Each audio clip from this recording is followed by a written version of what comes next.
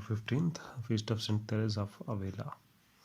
Teresa Sepida de Almeida was born in 1515 at Avila in Spain.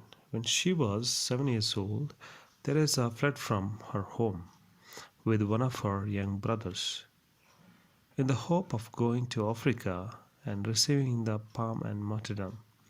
She was brought back by home when her uncle noticed the children running away from the city. Teresa abandoned herself entirely to God. After she saw in a vision the very place in hell to which her apparently light faults would have led her, and she was told by our Lord that all her conversation must be with heaven. Teresa entered the Carmelite convent as the safest way to salvation after reading the letters of St. Jerome. Our Lord Himself repeatedly spoke to her, and a seraph, an angel of the first order, usually portrayed as the winged head of a child, pierced her heart with an arrow in 1559.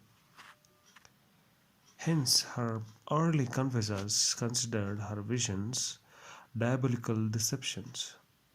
Through this struggle, Teresa learned detachment from all creatures and perfection in following Christ.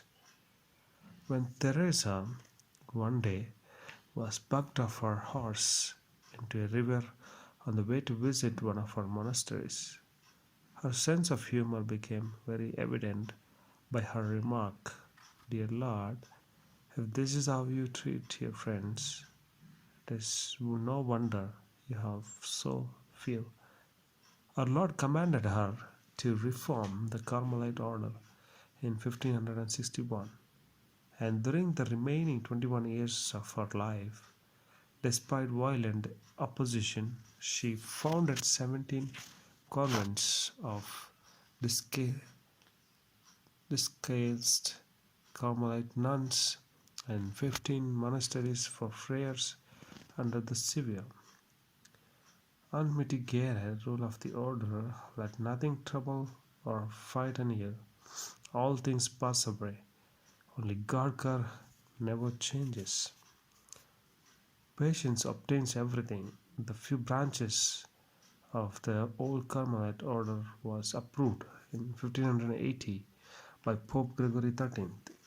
Under the obedience to her superior, Teresa wrote her life story, the way of perfection, the interior gazelle, and conception of the love of God. Message: when you receive Holy Communion, close your bodily eyes so that you may open the eyes of your soul.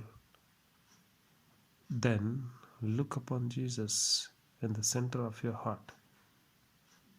Her body remained incorrupt.